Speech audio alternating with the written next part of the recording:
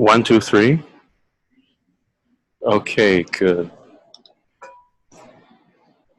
Thank you, everyone, for your patience and taking care of my technical difficulties. David, would you like to stay with video off? Just check. Is my video off now, or? Here, I just asked you to turn it on. That's it. Now we see. Great. Is that any better?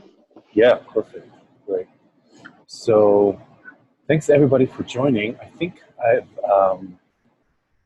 met everyone, but maybe other than Jigan. I think I've met Ellis Todd before, and I think I've met John before also. So maybe let's just start with a few moments of silence and just settle. We were just doing that while you were waiting to. Okay. While we were waiting for you to reconnect. Perfect. Thank you. And we'll also let more people join because there's been a lot of registration. So let's see if more people join.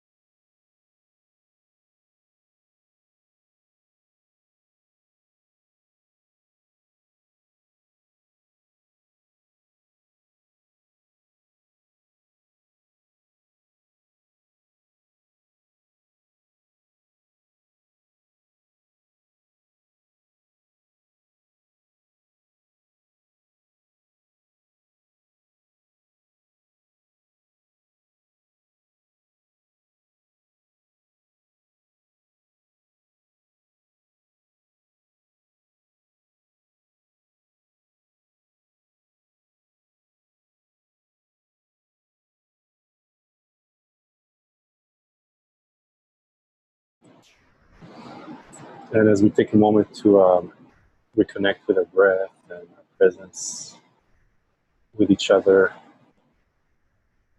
using this miracle of technology. And for the theme for today about our Earth and climate, maybe let's take a moment as we breathe and ground.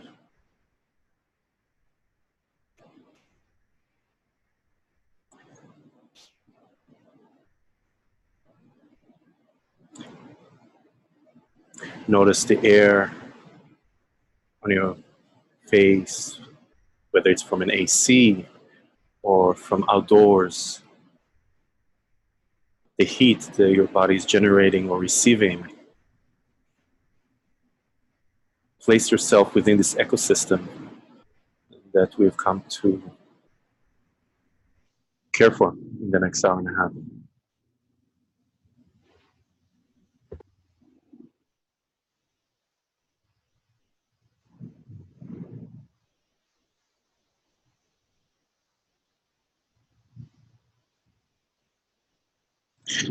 And bring forth a moment of gratitude to being able to come on a call like this, put aside maybe work or responsibilities with family, to attend to something that you care deeply about with others.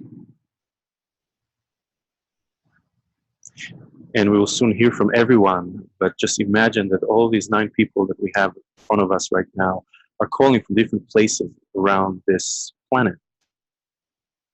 And just by doing that, we're developing this global connection and awareness that is so needed these days.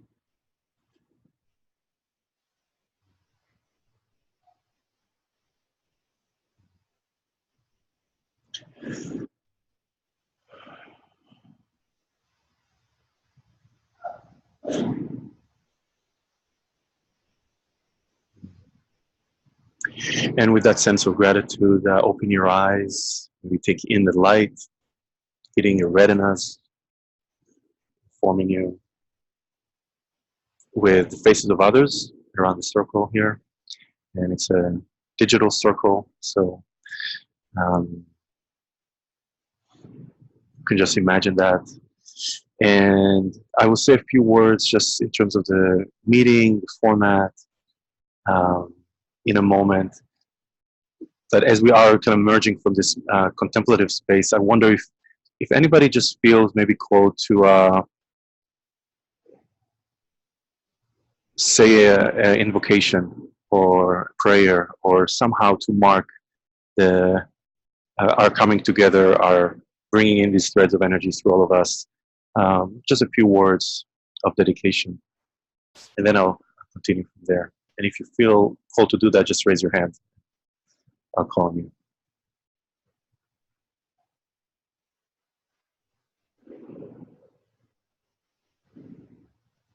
It can be very simple. It's just your heart speaking. David. I don't know if this is a dedication. I don't know if this is a dedication, but I'm very moved by the 5 eco-sattva vows that Joanna Macy has put together. And again, I don't know if it's a good time to mention them now, but maybe at the very end, that's something that we could do, or at least I'd be happy to read them and people could silently reflect on that, something that they would, if that's something that they would like to commit to and take away from the meeting. Yeah, wonderful, David. Would you like to just invoke them and say them, and maybe say a word about them? Oh my goodness! I just realized that I don't have them with me right here now. So I think I'm going to pass for the moment, and okay. Let me let me grab that. Think where the book is. Yeah. So I'm going to excuse myself for about 30 seconds to grab the book, and maybe we should think about doing that at the end of the meeting rather than right now. I'll be right back. Sounds good.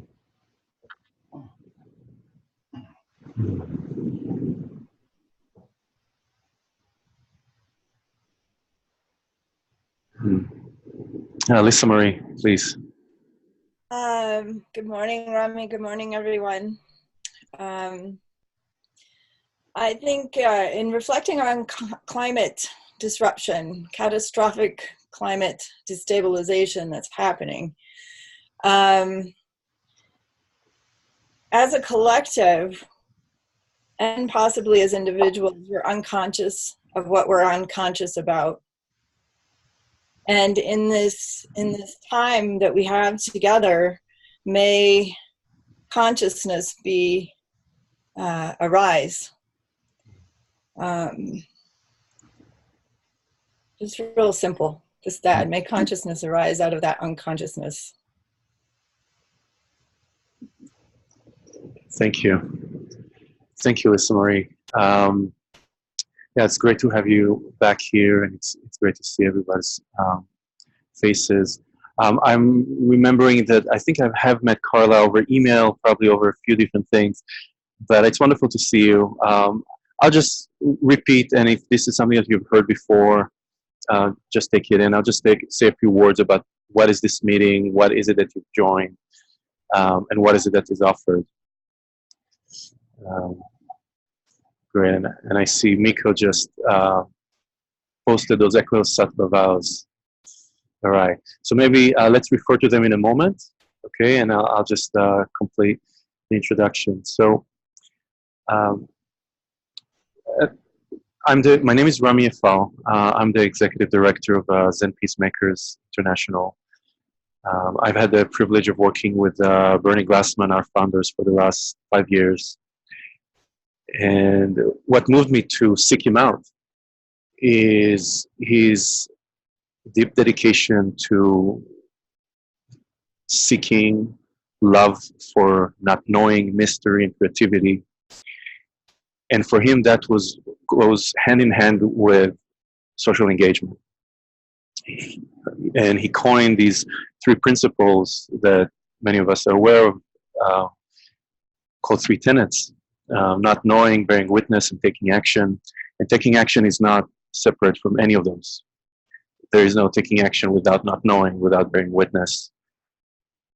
The action is informed with the heart, with a fresh mind, when it's coming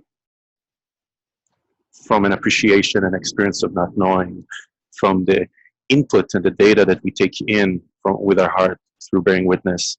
That action is connected, it's inspiring, And I really related to that and resonated with that. And that's how I reached out to him. And from the many stories I've heard from many of you, it sounds like that's how you also found your ways to Zen Peacemakers. And we could hear more about that later on. And in 2017, we relaunched Zen Peacemakers. That's already been around for about 25 years. We relaunched it as Zen Peacemakers International and really put in the center of our mission the global awareness of the action that's needed around the planet and the insights and the creativity that come from the activism that is being reenacted in different places around the world. Because on the most closest level of our human experience, it's all universal. There may be different forms to discrimination, or maybe different forms of how climate affects our localities, but as humans, we're all sharing the same challenges. So part of what we wanted to do with Zen Peacemakers International is to be able to bring exactly all these voices from all these different places around the world, immersed with practice and with the calling to act. And one way that we wanted to do this, and this is where the gratitude to the technology happened, is that we're able to do all of these. We were able to do these meetings, and we do these twice a month. One is a general council meeting where people can just come and share about their work or just where they're at. And the other meeting is always following a theme. So this one is about climate disruption. And it's much more poignant, and there's also several individuals on this call that have really made this their life work. And I'm really grateful to have them on the call and hear from them. And even if it is not the main of your work and this is not the main of your efforts and your heart calls to this, welcome. This is exactly part of what these calls are for. It's for inspiration, for solidarity. Even if you just leave this call, these 90 minutes, with a heart that is a bit more tender and a bit more receptive and a bit more caring about our planet and each other, then the purpose of this meeting has been fulfilled. And it is all held with not knowing. So I don't know what's going to come up with this call. And I have no expectations beyond an aspiration. So these two are not exclusive to one another. So just the format of this call, and I'm just aware we have about 70 more minutes. It will be an open conversation. We will follow some guidelines that help facilitate a more intimate conversation. But this is not what we call a council in terms of how it's going to be facilitated. We're just encouraging as we go along is to speak from your heart. It's easy, especially when in a subject like this where it's really on fire. A lot of us feel on fire. It's more grounding and just more connecting to a sense of intimacy and a sense of this bearing witness to connection to the subject if we keep it on our own experience. So that's what we say when we say speak from the heart. That's what we mean. And then when other people listen, when other people speak, don't necessarily think about it or notice what you think about it, but come back to your heart. So listen from the heart. That's what we say. Let the moment be spontaneous. If at some point something comes up for you to speak, you don't necessarily need to rehearse it, or you may even not know what you want to say, and just something wells up in you and you want to raise your hand. Trust that. That's part of that practice of plunging into a moment. And because we have 9 people, which is great, and we have 70 minutes, so I think we have plenty of time to go around. But we also encourage people to stay lean. And that doesn't mean necessarily that you need to be short or you need to cut yourself off.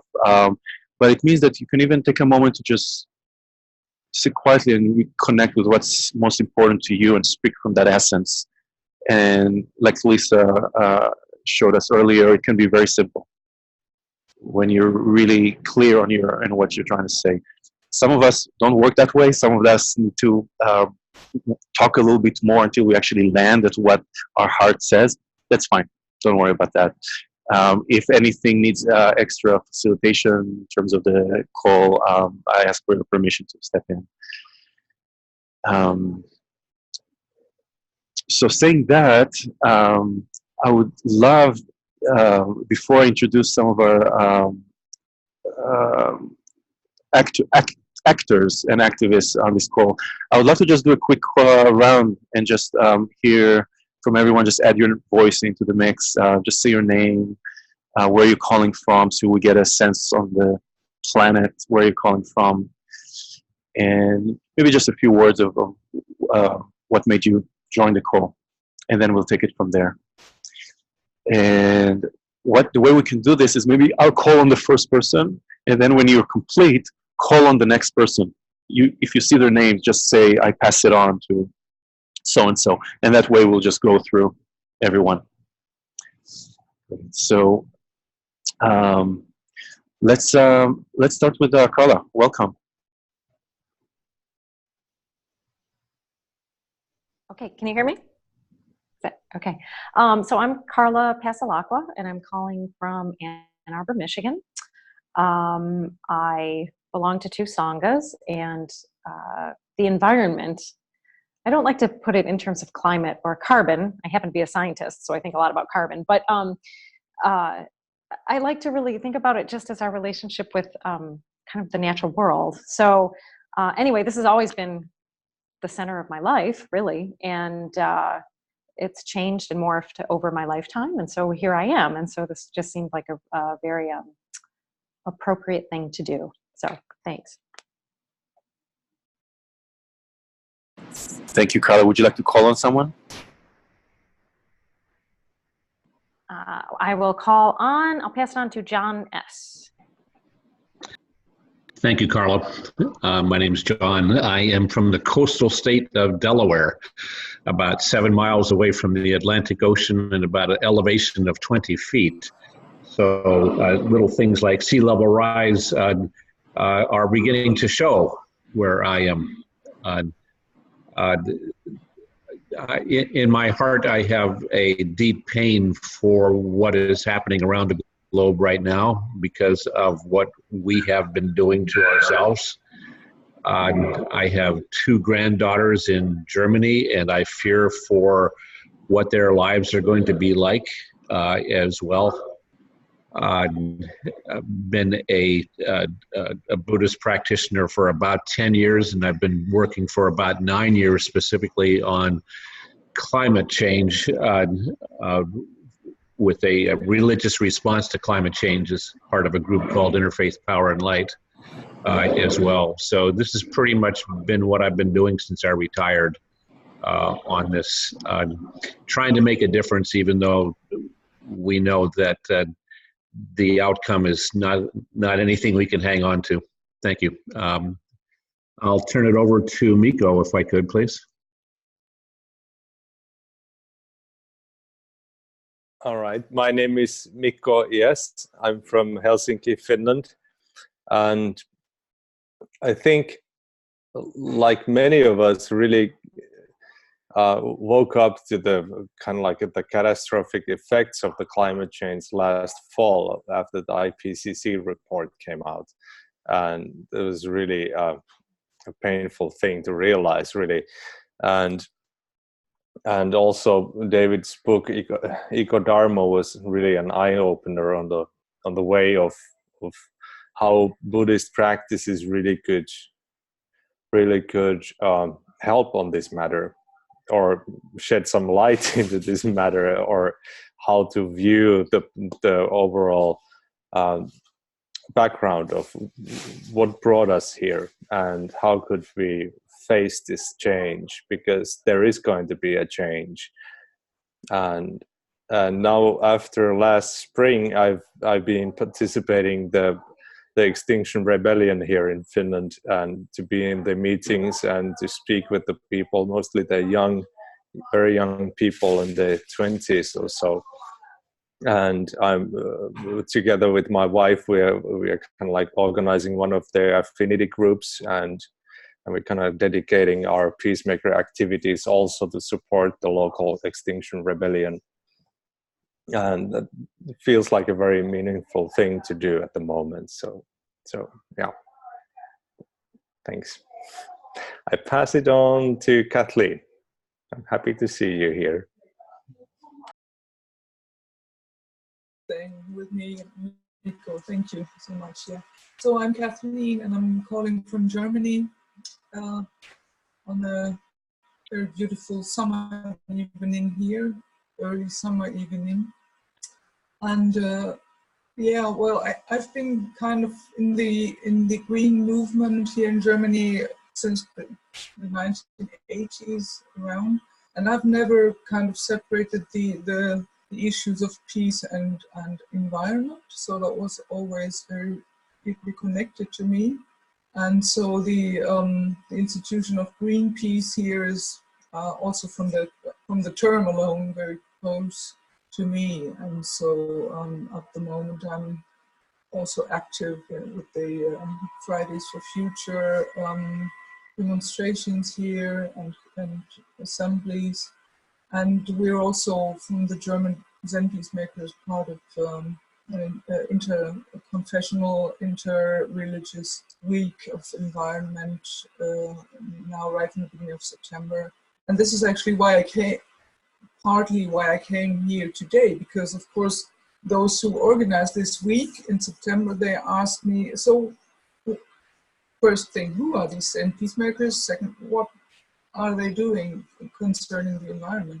And so I'm just happy to hear and to collect and to take what you share with me to this meeting and to that market of diversity that they organize on the 8th of September, where I will have a little empty table maybe for the Zen Peacemakers and our environmental activities, so I can share something there. So I will carry what I hear here, what I can listen to here to German people who are also concerned about the issue. And I have to say that I might have to leave early at this meeting and shortly after the full hour, which is 7 at my time, because there's another circle meeting also, which I'm in charge of. So sorry if I drop out early. Thanks. And I pass the word on to Alice.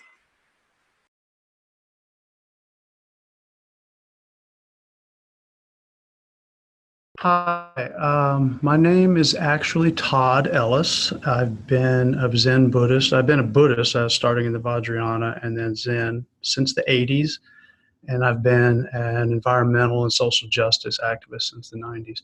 On online, just a note, on online platforms, I am very concerned about surveillance and data mining. So I put Ellis Todd on a Zoom application or something like that. Like I said, I've been involved with, I was involved with the Occupy movement in 2011, and I was involved with the first fracking ban we created in Texas, which Texas, of course, immediately overturned with their legislature. But I am concerned about surveillance, not by the Zen Peacemaker International, of course, but by various digital tools. So my name's Todd. So what brings me here? It is my life work. Climate change, and I've been a bicycle commuter for over 30 years. And to get specifically to it, in activist groups, when I am participating in activist groups, the largest obstacle I see is ego that takes control, and factions and people's affective issues and egos getting involved. And I've seen that over and over again. And then when I've gone to various Zen and Vajrayana centers, what I see is people not taking any action. I see them really blissing out, and I understand that that's the healing part they're at the time, but I haven't been able to really see any climate concerned in some of the sanghas I've been to. So I feel like I exist in that paradox where a lot of Buddhists aren't taking any action, and a lot of environmental activists don't have the ego skills, let's say, that Buddhism definitely clearly has. So that's it in short, and I pass to Grant. Thank you.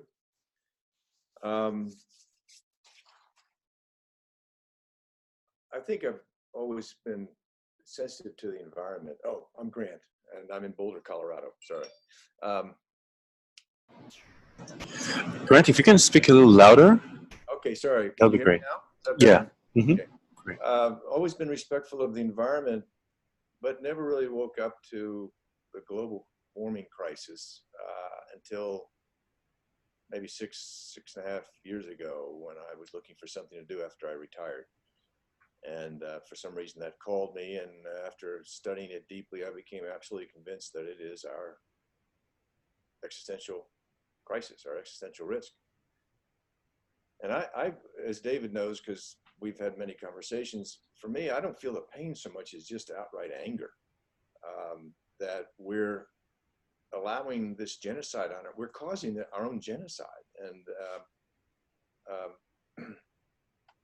so this is my life's work as well now.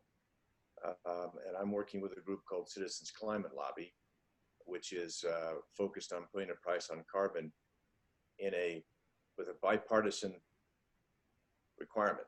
So it's the most important thing, I think, is to make sure, well, it's important to put a price on carbon, but for it to be a sustainable and workable one, it needs to be done in a way that unifies the people, and we need to have both parties to do that,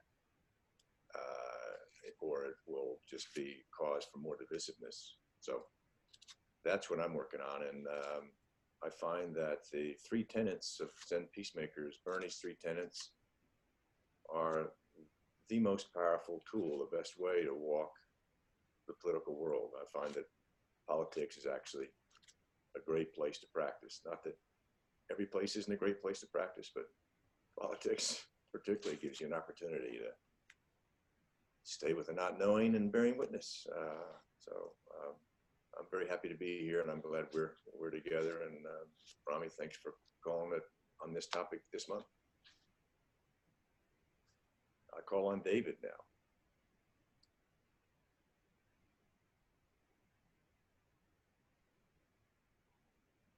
Okay. Yes. So my name is David Loy, and I live just outside Boulder, Colorado, which, like Denver, is mile high. So we don't have to worry about the things that I think John was talking about. And I'm one of the founders of the new Rocky Mountain Eco-Dharma Retreat Center in the mountains above Boulder. We're even higher at about 8,500 feet. And maybe later there'll be an opportunity for me to give a little bit of an update about what's been happening, because there's quite a bit of news there to report on. Something else well worth mentioning, though, is something that I think has really exploded over the last year, and maybe even since our last collective conversation, was it's the Extinction Rebellion movement. I'm one of the founders of some of the local groups. We have a group in Denver and Boulder and Longmont and up in Fort Collins. And it's worth mentioning, before I forget, that there's a lot of overlap between Extinction Rebellion and Buddhism. There seem to be quite a few people, quite a few Buddhists have been attracted to this. And there's actually a Facebook page for those who are on Facebook. There is an Extinction Rebellion Facebook page, which has about 1,000 people. Extinction Rebellion Buddhists, that's it, Extinction Rebellion Buddhist Facebook page. And curiously, we're actually going to be having a similar online Zoom conversation starting about a half hour after this conversation ends. If anyone is interested in joining the page, it's by invitation only, but it's no problem finding someone like myself to recommend you. And as I said, maybe I'll stop at that for the moment. Like Grant, I'm deeply concerned about what's happening. I guess the one thing I forgot to add, the name of this gathering right now, our conversation, is climate disruption. But something I would emphasize is that my understanding is that climate disruption is really, whether we call it climate heating or global heating, whatever, that's really just kind of the tip of the iceberg, that it's only part of a much greater ecological, and indeed, I think we're now seeing social, political, economic crisis. It's really hard to disentangle them, to the point that what I think we're really experiencing is a kind of challenge to the whole direction and meaning of our modern global civilization, a challenge to our sense of separation from the natural world, which is very much institutionalized in our economic and political systems. So the challenge is even greater than we sometimes think, but maybe that's something to talk about sometime. So I'll leave it there for the moment. As I said, I hope there'll be an opportunity later to say a bit more about what's happening with the Eco Dharma Center. But in the meantime, I'll pass it on to somebody else, except I can't see. Okay, there we have a few names. Who hasn't spoken yet? Stefania? If I have that right, would you like to say something? Great, thank you, David. So yeah, I'm Stefania. I live in Houston, Texas. And I just want to express my gratitude for this forum today. I've been working on climate-related issues for the past several years, and being in Texas, especially Houston, we're really the epicenter of the fossil fuel industry. So there's a lot of challenges, and I just want to name one specific thing that I'm really grateful for this group, and I apologize for coming in late. So I only got to hear a few people so far, but one of the challenges I face is in conversations about climate change. A lot of people have this mindset of it's only about CO2 emissions, and I think what David was saying really points to this much broader ecological and societal challenge that we're facing here. Someone I know calls it the multiple cascading environmental crises, and I think with raining plastic over the Rocky Mountains and all the numerous impacts that we're seeing from our consumption-based lives, it's just really heartening to be in a space where deeper impacts are recognized. My dog has a few things to say about this too. So I just want to express my gratitude, and thank you, Ronnie, and thank you everyone for holding this space here today.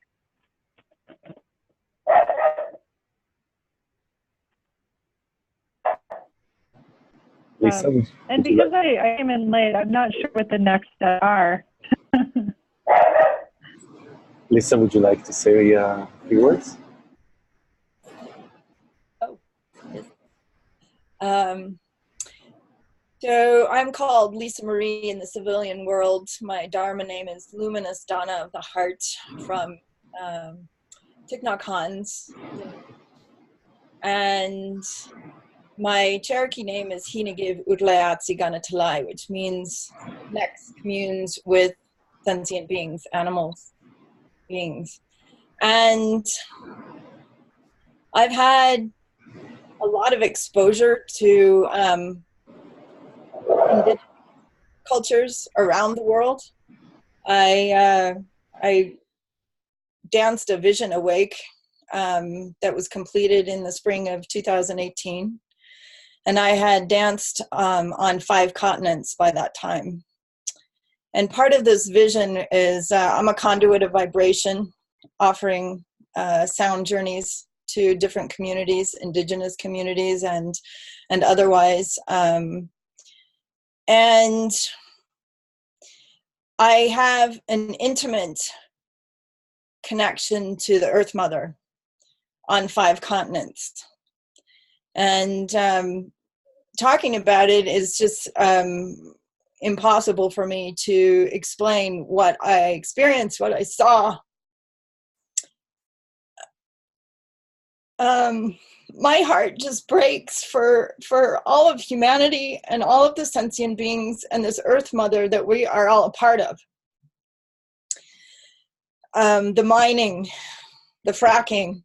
I was a part of the Delaware River Keepers in Pennsylvania and did a whole lot of anti-fracturing rallies, worked with politics.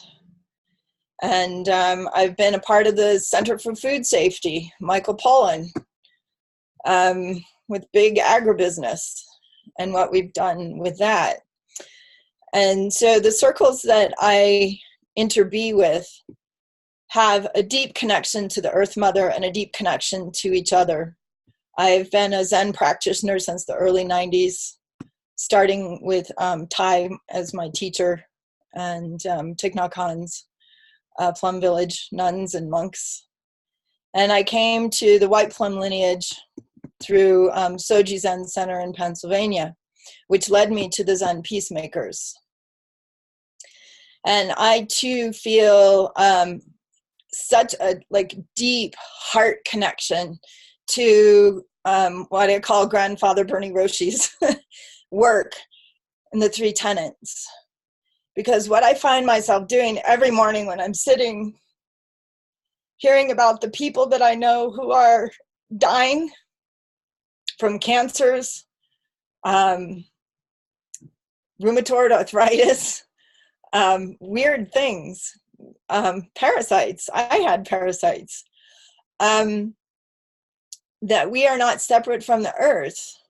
We are acting unconsciously as a collective, as a cancer on the earth. And cancers, in my understanding, live on a host until it dies, and then the cancer dies. This has been a metaphor that I've heard in many Buddhist teachings and writings. And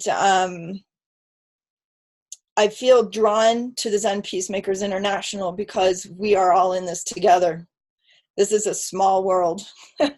And this amazing miracle of technology has brought us together in a place where we can bear witness to each other's work and figure out where to go from there. Because when I sit in the morning, I'm just like, wow, what is this? What is this? It's happening. What is this? It's just so complex. From social issues to animal extinction to what they're calling the 6th extinction to this amazing child, Greta Thurman, I can't pronounce her last name, who's, for me, I feel like she's really on top of it. She's asking us, we've been told since the 70s, and I remember my folks were protesting nuclear plant outside of Boulder. That's where I'm right now, by the way. I'm in Denver. I never know where I'm at because I've been all over the world, but I'm in Denver here.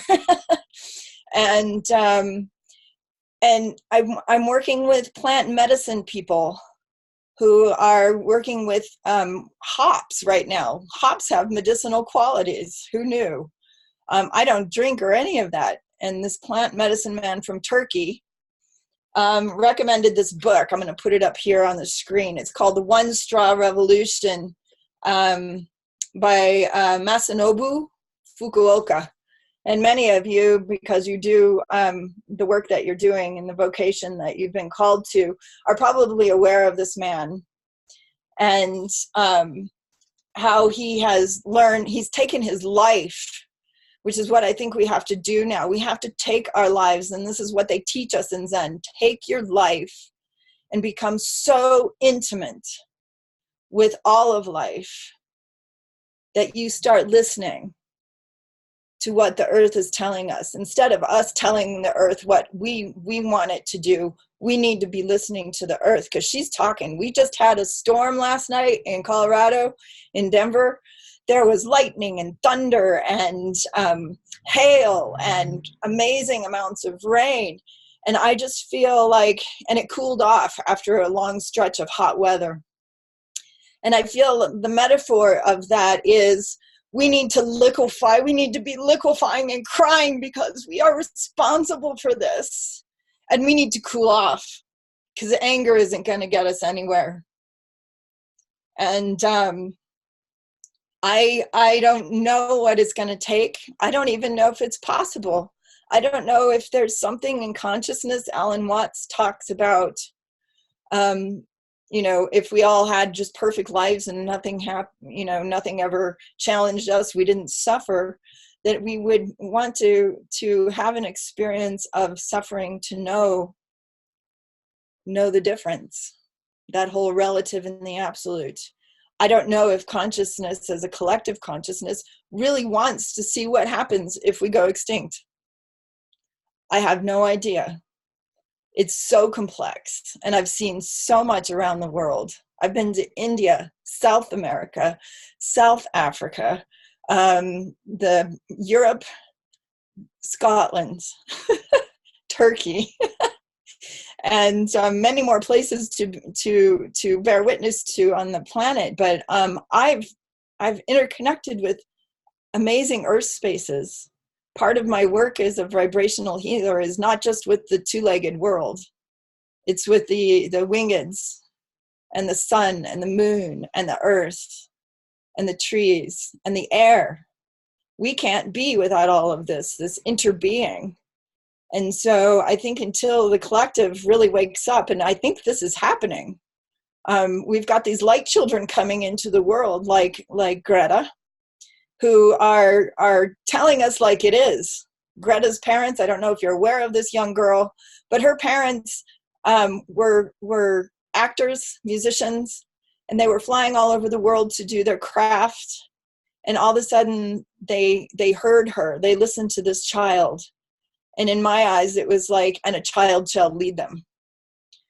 So for me in my path, I also am very aligned with Bill Plotkin's work, Nature and the Human Soul, which David Loy may be familiar with, because he just did an animist journey up there. But my place in the soul-centric wheel of evolution is a master in the grove of elders. We are going to need elders that are awake, elders that are compassionate, elders that hold wisdom, authentic elders, to listen to these young people like Greta's parents did, to listen to each other and our experiences from around the world with that not knowing mind. And I just feel like this circle is so important. Rami, thank you for pulling this together. After everything, I can't even imagine what you learned from Grandfather Bernie. But this is so important to me. And I think it's important to everybody. On some level, even the most unconscious person realizes. I think they sense it. They may not know why they're feeling the way they are, but you can feel it in the traffic. You can feel it out in the grocery stores. You can feel it at the farmer's market. You can feel it at rallies for anti-fracturing. There's a sense of just absolute being torn apart, and knowing that we're responsible for it makes me feel even more torn apart. So I think that's enough for now. Thank you.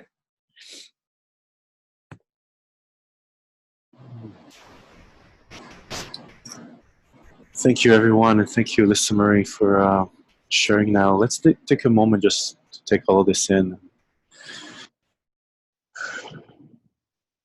And bear witness even within our group to the gamut from concern to outrage to being torn apart to gratitude. Just take all that in for a second. I need to.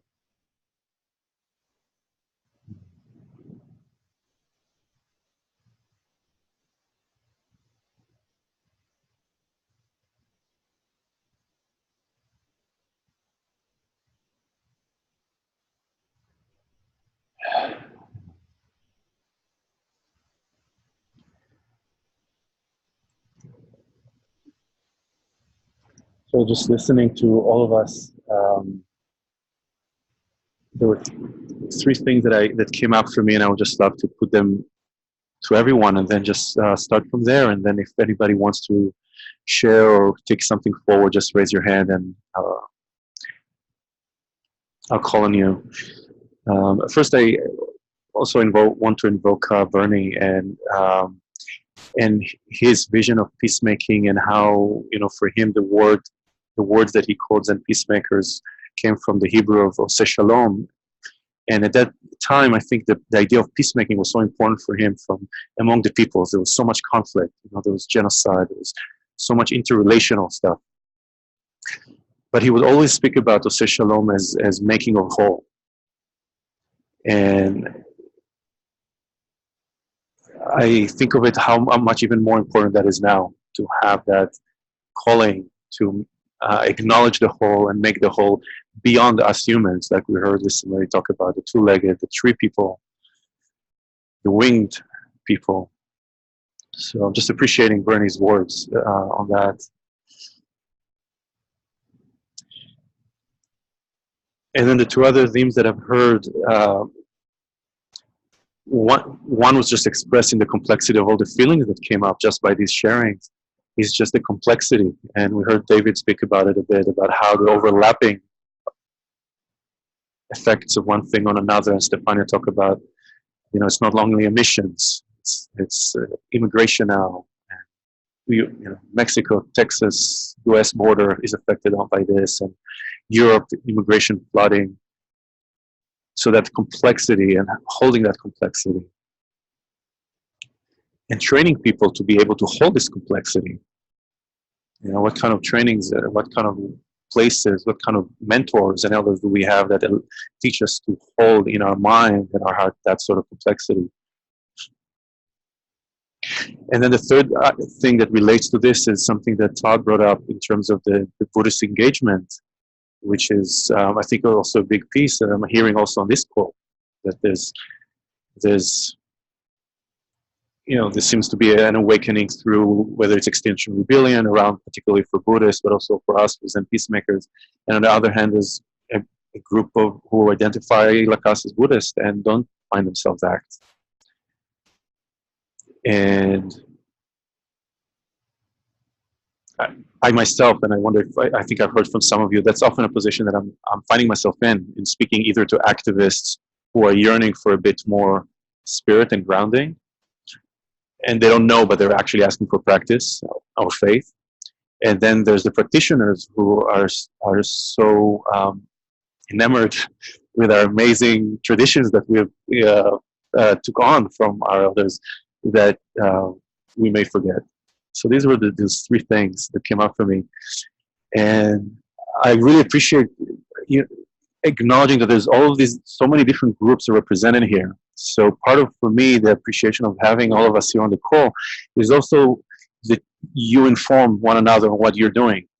So next time somebody is hearing about an Extinction Rebellion event, they know to contact Miko or David. And if they're in Texas, they can contact Stefania or Todd. And so this is, again, one of those added pieces for this call. I do want to touch on something that just Todd, you mentioned about your concern with surveillance, and we've had this issue come before from other members.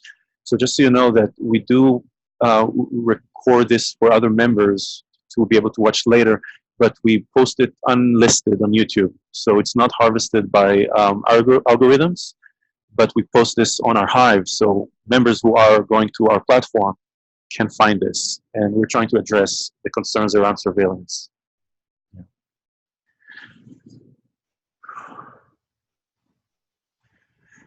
So another thing that I would just love to bring back in all of our calls is silence. Silence is a resource, is the ground from which we speak. And we can always go back to this. We don't have to feel the space. Even just to be in solidarity of heart in a moment with all of us is good. So I always invite us to just come to that silence. And if something comes up, raise your hand. Just from my experience of a few of you, I do want to call on either Miko or Grant or David and Stefania, because I know that you've put your activism in the line for climate specifically, and doing it in very creative ways, and also ways that are either involve other people or other organizations, whether it's in political realms or Dharma realms. Or so I think it would be great for the group to hear a little bit in details. What are you doing? Even a bit of an update. Like what are you seeing from your vantage points? So if either of you wants to just jump in and just start leading us through the conversation, we can continue.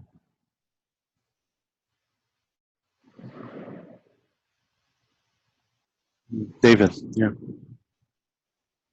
And maybe I'll just say a few words about David. So David is a Zen teacher in the Sanbo Kyodan tradition, and he mentioned very humbly, but he's really dedicated his life to Eco-Dharma.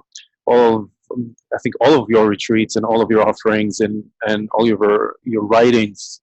He's a very well published author, writes specifically around Dharma and the practice of the ecology and the planet. And he leads retreats, particularly to immerse people in kind of rewire the participants to love the earth in a very simple way. So, and he also travels a lot around the world and tries to bring this message to different communities. So it's a privilege to have you here, David. Thank you. Well, thank you for that very generous introduction, Rami. Yeah, there's a lot of things that I could mention, but maybe I can just give a bit of an update on this new Eco-Dharma Center that we've started. We were inspired by the Eco-Dharma Center in Spain. I don't know if everyone's aware of that, but there's in Catalonia, northeast Spain, there's a very successful group there, originally started by Guyapati, and they're doing amazing things. In our case, we're inspired by their example. So about 3 years ago, we started this small center, as I said, in the mountains above Boulder, and some interesting developments. The one thing that's happened is that we've finally been able to sort of upgrade the lodge to the point where it's just about finished, and we're able to offer a variety of retreats. And in particular, myself and some of the other people who teach there were very concerned about working out what would it mean to teach Eco-Dharma. I mean, it's one thing to read about it and to be concerned, but is there, in particular, are there kinds of practices that could help us sort of engage with our grief and be empowered by working through that? So one thing that happened this summer is one of the other founders and teachers, Johan Robbins, and we actually had what we call an Eco-Dharma retreat, where we feel that we were able to do something like that. We a lot of it inspired by Joanna Macy, who I think is in this regard, when it comes to Eco-Dharma, is maybe the most influential, important figure. So we incorporated some of her practices from the work that reconnects, the kind of spiral that she talks about there. Again, in order to help us really get in touch with our grief. And I think the advantage that we had is doing that in the context of a week where people are living together in an isolated place 24/7, developing a sense of community, which is very helpful, and also doing it in a really beautiful place, really embedded in the natural world, where as much as possible we would get outside and go for walks and meditate and sit around the fire. And anyway, we found that very powerful. We feel that we did discover or develop a kind of elementary template there that we're going to develop. But for example, next summer, we're hoping to expand on that and have more what we're actually going to call Eco-Dharma retreats. Two other things worth mentioning very briefly is, one of them, Grant and I and a number of other local Dharma teachers were at a retreat up there just last weekend, where we decided that this would be an opportunity to invite leaders or representatives of many different local sanghas to come together as a way of kind of overcoming a problem I think that we see a lot in Buddhism, where you have a lot of small groups that are kind of doing their own thing, but they tend not to interact or even be aware of each other. So we had, I think, well over 20 groups represented, maybe as many as 25, I don't know. But it was interesting that we were able to begin developing a sense of community oriented around our common concern for eco-dharma. And I think everyone there was very moved by what happened. And we do feel that we're at the beginning of something, that eco-dharma is something that's going to draw us together. And that certainly in the future, we're going to need each other. We're going to need this developing sense of community in order to respond to it, in order to cope with it. And the third thing, I mentioned briefly earlier that I'm a member of some local XR Extinction Rebellion groups. We had some activities in Denver way back in April, inspired by the big shutdown that XR had done in London. And out of that, some of the other XR members expressed, anxiety and concern about what they were feeling. And there was actually a request made to me by a couple of them, could we have an XR retreat, an Extinction Rebellion retreat up at the Eco-Dharma Center? And in fact, that's what we're going to be doing. So next month, September 13th through 15th, we're actually going to be offering that retreat primarily or initially for Extinction Rebellion people, but I think insofar as we can, we're going to open it up to all sort of committed activists and those especially who are concerned, as Rami was saying, about grounding their activism in something spiritual or some kind of contemplative practice. So I'm quite excited about that because I've spent a lot of time talking or trying to talk to Buddhists about why it's important to be engaged socially and ecologically. But the other side of it, of course, is finding ways to talk to activists that can help them ground their activism so that they're not so likely to burn out, as we know so often happens. So all of those things seem to me sort of important developments that are continuing to happen quite quickly, and I feel quite encouraged by that. Enough from me. Great, thank you, David. We may return to you a bit later. Just want to acknowledge Chris, welcome. Thanks for joining the call. If you'd just like to say a word, just where you're calling from, and just briefly what brought you to the call. Well, the thing I'd really like to say, I'm sorry I was so late. I was actually mowing the lawn at the Zen Center. I don't have a good excuse. I've been trying to make these calls for a while. I'm an environmental attorney who's been practicing Zen for, I don't know, 20, 30 years, whatever. And I've stepped away from being a corporate environmental lawyer, and now I'm kind of searching for other places to place my efforts. So I've been participating in Zen Peacemaker Order for about a year in various aspects, and I'm curious as to how I might be able to contribute to this climate disruption aspect. So it's a pleasure to meet everybody again. I'm very sorry to be late. Great. Thanks and welcome, Chris. Grant, would you like to say a few words? Sure.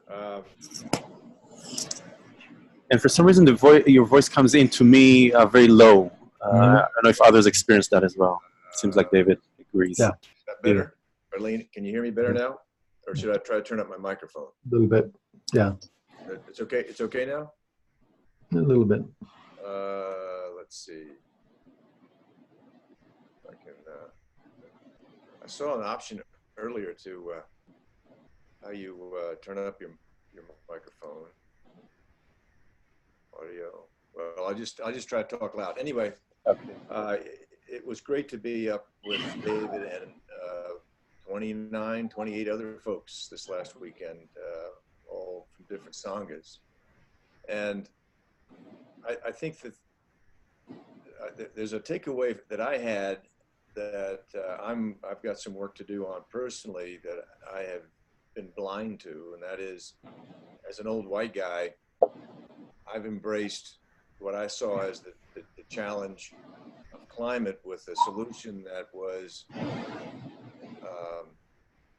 completely insensitive to my whiteness and how that relates to a global majority people and what we might call brown, black, and whatever else.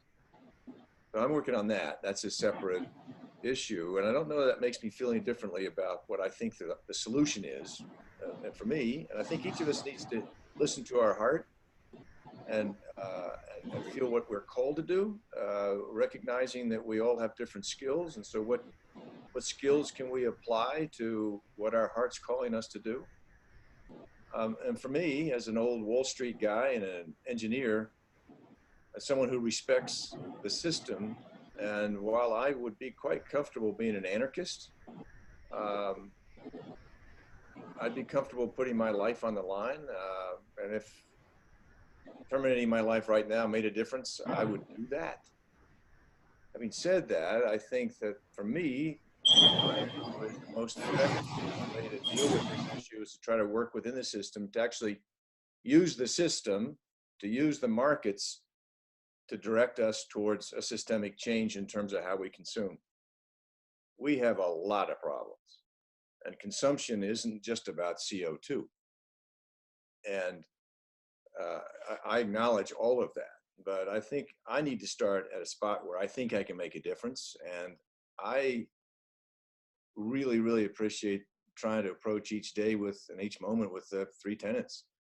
And I'll see how it unfolds. But at the moment, I can report, since we met last, that the group I'm with, the Citizens Climate Lobby, which is now over 120,000 volunteers in every congressional district in the U.S., and been working on a revenue-neutral price on carbon, a carbon price and dividend bill. That bill is now in the House, and it has bipartisan sponsorship. It's a big step. Now, it's not going to get in the Senate, but this is a marathon, not a sprint. And so I continue to work inside the political realm, and I focus on the right side of the aisle. And a lot of people think I'm nuts, but I see a shift. And is that shift going to happen soon enough? I don't know. I mean, if you ask me to be honest about it, I'd say I don't think we're going to be able to avoid some really major, major suffering around the world, even with what we're getting done. But I think that we need to work within the system if we're going to address this and get something done. Because if we work out, to my opinion, if we work outside the system and we try to force change on the powers that be and the money that sits there, we're just going to continue the battle in a political front and accomplish nothing on our global front. So I hope that was helpful.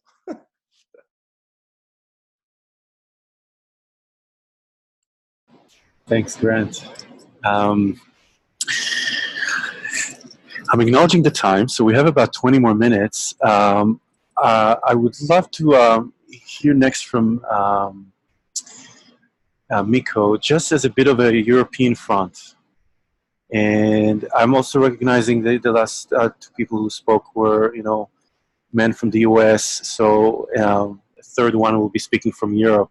So it's important for me to also have, the representation equal. So I'd love to hear also from Stefania in terms of your work, because it's also, some of it is new to me.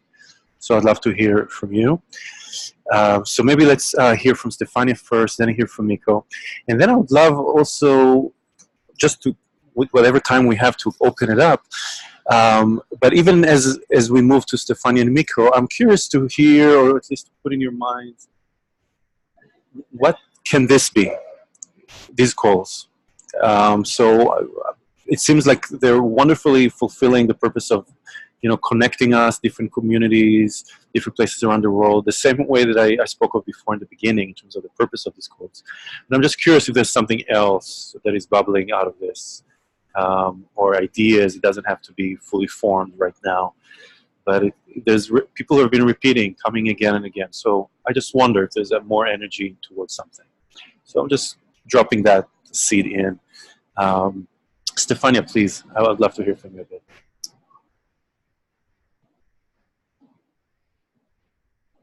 Well, hello again, everyone. So, like I mentioned earlier, I'm based in Houston, Texas. Can everyone hear me okay? Okay, perfect. perfect. So I started getting involved in activism around climate in about 2013. I'd actually been working in oil and gas and just decided this was not the future I wanted to create. This was not the legacy. And so I quit my job, and then 2 weeks later got arrested protesting the Keystone XL pipeline. And since then, I've been really deeply involved in climate activism. Most recently, I've been, about 3 years ago, I was hired on with a nonprofit called Public Citizen, which is a public interest group. And I'm based here in Houston working on a lot of issues around energy and the environment. I guess it was in 2017 now. There's a national march that happened in Washington, D.C., the People's Climate Movement. And we organized a local event here in Houston around that same time. And it was a number of different groups and people who were represented there. And we decided that we would keep working on climate issues locally. So what that looked like was we built this coalition, and we built a platform of local demands, because we were recognizing that at this point, there was not going to be very much federal action on climate change in the United States. And so out of those demands, one of the things that we saw was a climate action plan for the city of Houston. So we advocated for that. We've had several different events. We've put pressure on the mayor through petitions and phone calls. And last September, he announced that the city would be moving forward with a climate action plan. They're in the process of drafting it right now. And to be honest, it's been a really powerful thing, because now we have many corporations within the city of Houston talking about climate action in a much different way. So this was one of those instances of working in the system that has propelled that conversation forward. I spent all of yesterday reviewing the climate action plan, and I share a lot of concerns that people here have expressed of whether we can do enough to avert the worst damage. And I think my viewpoint on this is the diversity of tactics. I think there is a necessary role for people working within the system.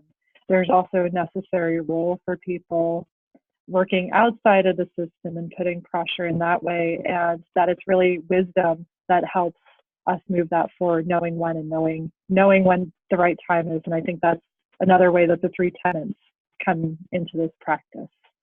So that's my brief update from Houston. Thank you all.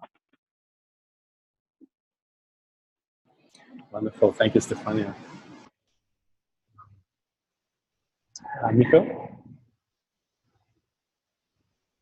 I think an eye-opening moment for me was a meeting of the XR, one of their extinction talks that they had here in Helsinki in early May, where I participated. And there was a moment of small group discussion, and there was this young woman, probably 18 years old, telling me that she lost all the hope for the world, and she just grieves for the death of the natural world.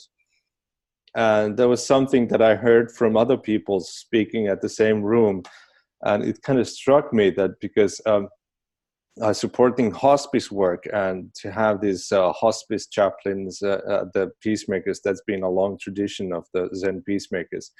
And there was something that in this talk that came alive in me, was that these are the people who are taking care of the dying planet. And I noticed that this is something that our small group here in Helsinki, the Peacemakers Finland, has to kind of like target our efforts into, because there's lots of suffering within these very young people who are doing their best in a country where all kinds of rebellion has always been kind of like laughed upon, and it's been a problem. All kind of activism here in Finland has always been very problematic. No one takes that very seriously. It's kind of a consensus country. So everything is kind of like dealt in peace and negotiated. And there's no, people say that there's no corruption, but it's all kind of like brotherhood dealings that's being done behind the closed doors, and so there's lots of corruption. Political corruption is rampant in this country if you look at it in that way. And we had our elections last spring, and the Green Party and the very kind of green-leaning lefts, they gained a lot of momentum, and now the biggest parties are the coalition now in the parliament is the Social Democrats and the Green and the Left and the Center Party, which looked like a very good coalition. And the plan was very environmental friendly. Actually, the first word in the whole plan is climate change. So it looks very good. But now it turned out that the person who's leading the environmental plans at the parliament has actually taken money from the mining companies and so on, and is actually giving these statements which are very much against the whole policies of the coalition. So it looks like that the plan was really good and beautiful, but they're not going to act on that. And so it's not that good. And at the same time, there's a lot of opposition towards the climate activists. There's lots of articles written about Greta Thunberg, how she's manipulated by the grown-ups and the business and so on. So there's lots of these issues. And at the same time, the climate activists like the Extinction Rebellion, they're kind of like stuck into this, as it's kind of like a student organization. So they're very young people, and it's very hard for them to entice older people into the activities. And so far it's been very small, and now they're planning these actions from September 20th, the 1 week of the rebellion week, and it looks like that it's really struggling to get people involved. And yeah, so I think it's really important for us now to kind of like pay attention to that, kind of like bear witness to how we could really help them, and how we could kind of like entice more people to participate in their actions, but also to help them in their kind of like spiritual growth in a way. So yeah, but I think that's it. I'm really pleased to have this meeting with all of you. Thank you. Thank you, Mikko. Great to have you here, and thanks for all your work on so many fronts. So we have about more 10 minutes. I would love to open it up to anyone who hasn't spoken much yet. John, yeah, please, or Carla, or Miss Maria, or Chris. John, please. Thank you. Something that Mikko had said has resonated with me as well, and he talked about hospice. Lisa Maria talked about cancer as well. And some of us have been involved with hospice work. I've looked at our climate crises as kind of a global stage 4 cancer. You know, we're really in a palliative care mode. A lot of the work that we do here in my group is street level work dealing with low income folks who don't have much resources to deal with high heat, high utility stuff. But it's as many of you know, it gets pretty intense when you're working at that place. So looking at ourselves collectively as caretakers, that one of the things about this group here, I think, is this is the caretaker group for the caretakers, right? Is we do what we can on our own cushion to keep some level of sanity, but when we're off the cushion, we're practicing at a caretaker level on the street, whether you're doing mitigative or adaptive stuff on that as well. I think we try to do a broad level of stuff as working weatherization and low income, but also using that as a platform to go to the political side and say, we're doing stuff, we're giving our own time, we're giving our own money to help folks out who are really suffering from this. What the hell are you doing in Legislative Hall? You know, to try to get them to get more involved and to see themselves as part of the solution, not part of the cause, but to do it not from just having a louder voice, but letting our actions try to speak for us as well. That's all I wanted to say. Thank you, John. Yeah, Carla, please. So I just wanted, I'll try to keep this brief. I know we don't have much time, but just some of the things that people have been talking about is, the thing about climate in general, when we phrase it in terms of the climate change, which is the result, it's very abstract and very difficult, I think, for a lot of people to really internalize. And part of the work that I want to give two examples, if I can, really quick, from two very different groups that I've worked with, but that had kind of the same result, is, at our Zen temple here in Ann Arbor, we have a group called Earth and Mind. That's our little group. And we try to think of activities at the temple that we can do. We have eco retreats, and we have services, special services that we do.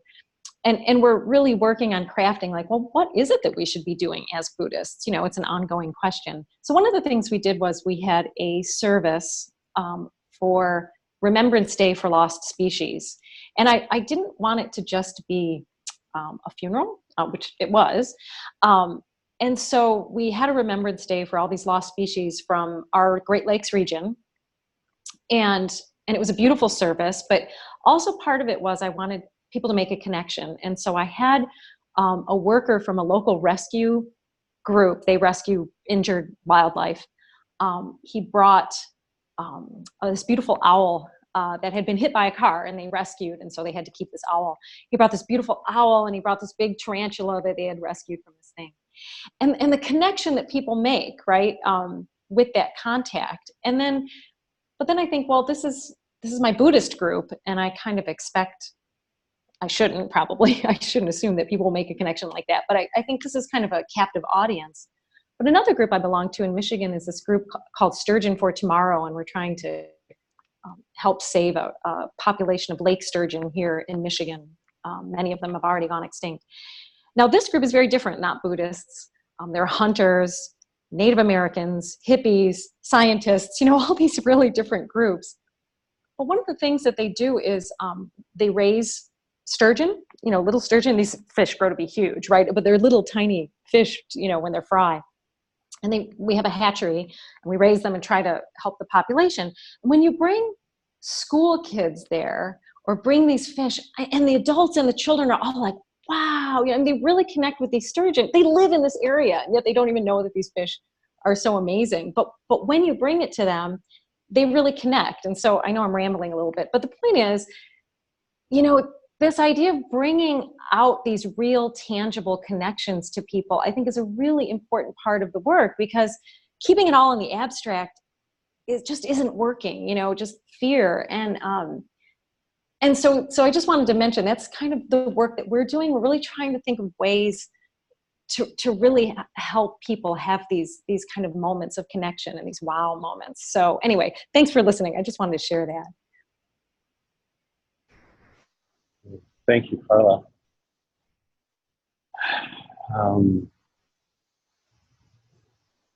I think you're bringing a great point in terms of making things tangible. And it reminds me, last month we had the Native American bearing witness plunge, which part of what I see in the work that we're doing there is this. It's a rolling retreat. We're in a cars, and even though they're fueled by fuel, the land is part of so much of what we're bearing witness to. And there was just a moment from last month's retreat where we were next to a sacred site that's called Bird Butte, where people in specific times during the year do sun dances there, and intensive prayer aligned with specific constellation. And that was that time. And it's a beautiful mountain. And one of the participants who was non-native and a professor was like asking, like, what's this? Was asking Violet Catches, was the medicine woman we worked with, and she's been leading us through some of the very sessions that we're doing. Asked her, like, what is this? What rock is this mountain made of? And she looked at him with utter confusion. She looked at him, and she looked at the mountain, and she said, "These are our ancestors."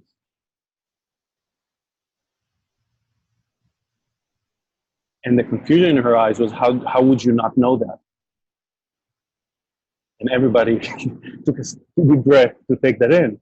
And I wonder, and I appreciate hearing, Carla, how you speak about the things that you're doing and all the work that everybody's here doing about making it tangible and real.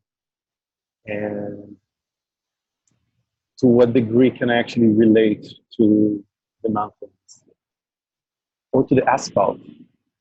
Right? The asphalt is also part of my world that I should care about. It's not just the natural world. What is natural?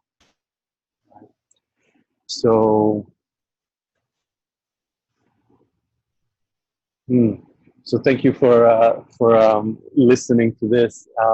And I'm aware of the time, so I wonder, David, I would love to hear a little bit from you, and then maybe we'll close, and maybe I'll say a few words in closing.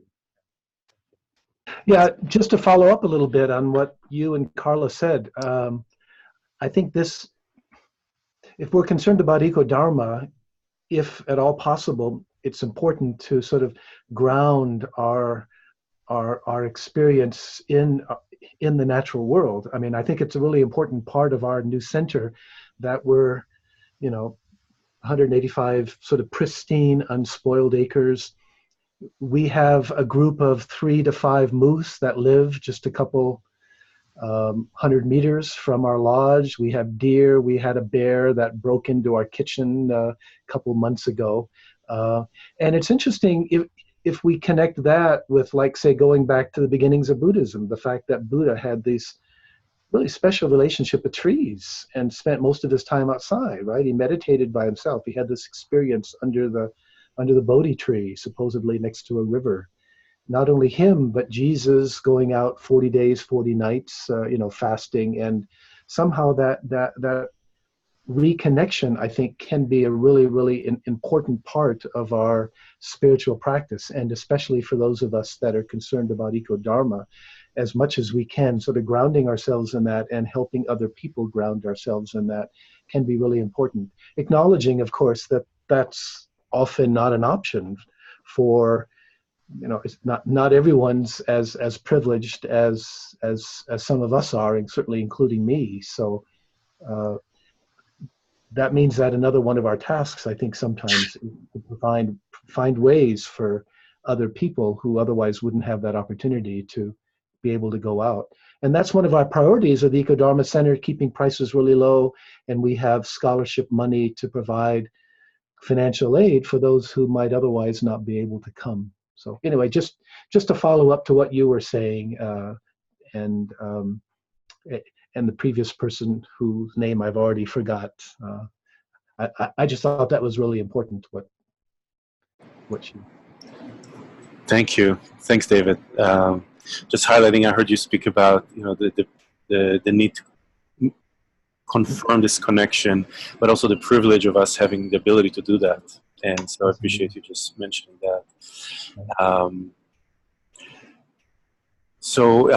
In closing, I'll just encourage everyone to either look on our platform. Some of David's work is listed there. I also work with David in terms of making your XR retreat more known. It seems like a great thing, so let's do that. Another thing, just letting you know that we're working towards having a 24-hour online meditation vigil on Rohatsu on December 8th. If you don't have any plans, we're going to do a 24-hour online meditation with another group called One World Bearing Witness. And it will be all on the subject of belonging to Earth. So it will be basically guided on doing 24 hours through different aspects with different ways to reconnect with the earth. So keep that in mind. And we can always come back to the platform in terms of if there's anything else comes up after this call, if you have ideas. That question that I had in terms of, what could this call be other than the caretaking group, which is very important. And it could be that this is what it is. But I want to make sure that we're still open, that I'm still open to hear if there's other needs coming out from this group. So thank you for coming again and again, and just taking a moment of breath. And I was also just remembering a moment of appreciation to Lisa's Marie's very evocative sharing earlier. And Lisa, we're pretty short and we should finish really soon, but I wonder if you could maybe want to just make a short prayer dedication to this and just close us together. Something very brief, but I would love to just connect with that spirit, if you would be so kind. Oops. There you go. I know David Lloyd had Joanna Macy's vows, Bodhisattva vows, and I am so connected to this woman and her heart for the earth that if I could read them somehow, how can I get to them? I know you put them on the chat.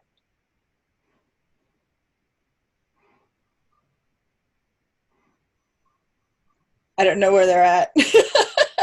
Well, what grabbed me at the end of this was, may we be brilliant and beautiful caretakers for a dying planet, in community with each other, in compassion, loving kindness, and generosity, and gratitude for all the work that we are doing. It's really amazing to have you touch my heart, and all of us are very amazing bodhisattvas, and may we continue. Yeah. Thank you, Alice Marie. Thank you all. I just unmuted everyone, so you can say goodbye. We'll do another one of these soon, so keep your eyes open for the digest, for the email. And thank you for your care and for your caretaking and for taking care of us, of each other right now in this hour and a half.